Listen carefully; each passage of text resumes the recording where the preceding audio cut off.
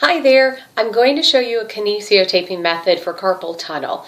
Now, this is a taping method that you can buy the tape that you cut yourself, but the pre-cut tape actually works just as well because of the small area that we're going to be taping. So feel free to get the pre-cut rather than the stuff you have to cut.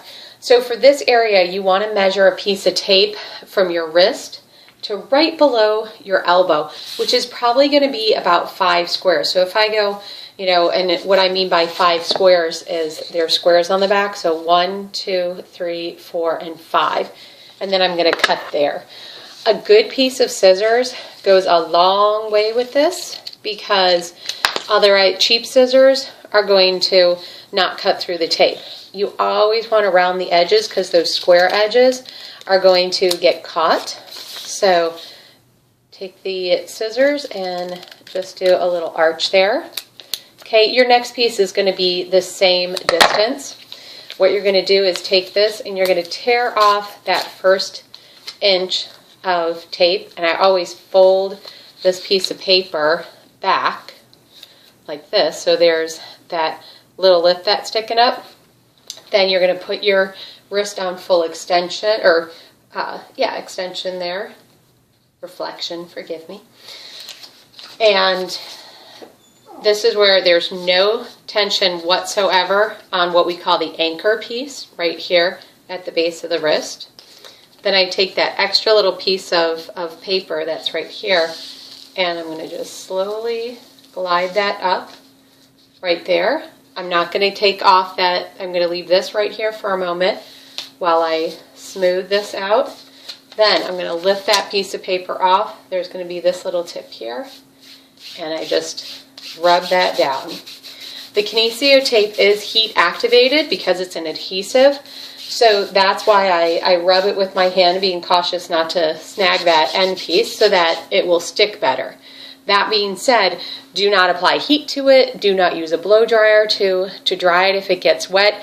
You're welcome to swim with it, take a shower, take a bath, but just pat it dry with a towel and do not blow dry it at all. I don't recommend going into a jacuzzi or a hot tub either because that heat can make it stick really well. Normally, Kinesiotape, the elastic value lasts for about 3 to 4 days. What I find is that after that second day, into that third day, the tape starts to stick really well. And by the 4th day, it becomes really painful to take off. And so my recommendation is to wear it for 2 straight days. And on that, take it off on that 3rd day at some point, most often at bedtime, so that your skin has a little bit of time to breathe. When you go to take it off, what you're going to do is peel up a tiny bit, and you're going to put some rubbing alcohol on a washcloth, and as you peel it up, just take that washcloth and glide it along like this so that you can, so that the tape comes off relatively easy and you save your skin. Okay? For the opposite side, so you're going to have that one piece on the top, then you're going to cut 5 squares once again, and we're going to put it on the bottom. Always round those edges so that they don't snag on things. And then tear off that first layer right here. I'm going to bend the wrist back this direction. Okay, that would be wrist extension if somebody was saying it. No tension on this piece here. I grab that little piece of paper there and head up towards my elbow. Now there's a little wrinkle there, so now there's a lot.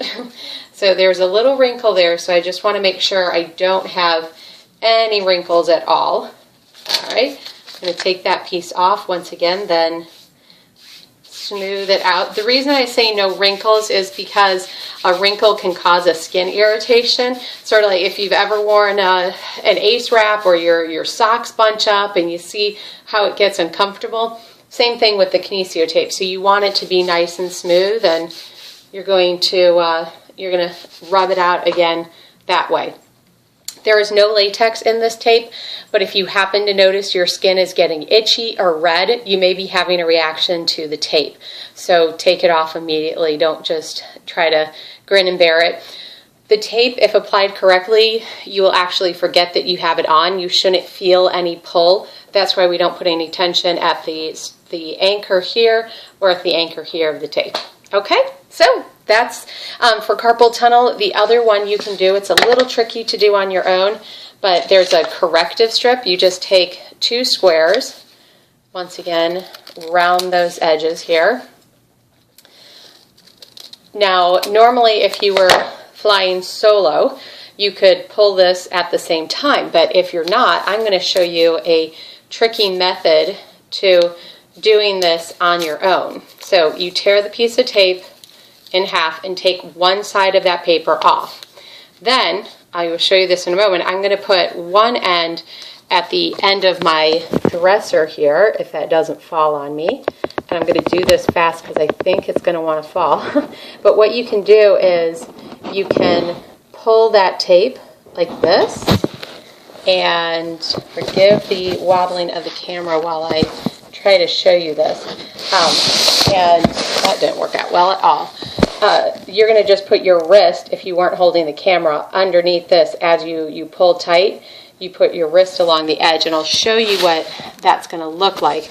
Unfortunately, I don't have enough hands to show it, but I just put my wrist underneath as I lift it up. So then I get that full pull right there and no pull on the ends. And you can actually see the difference in the tape from there to here because it's much more stretched. Alrighty, I'll see if I can find someone to film for me so you can actually see that. Alright, thanks so much. Bye.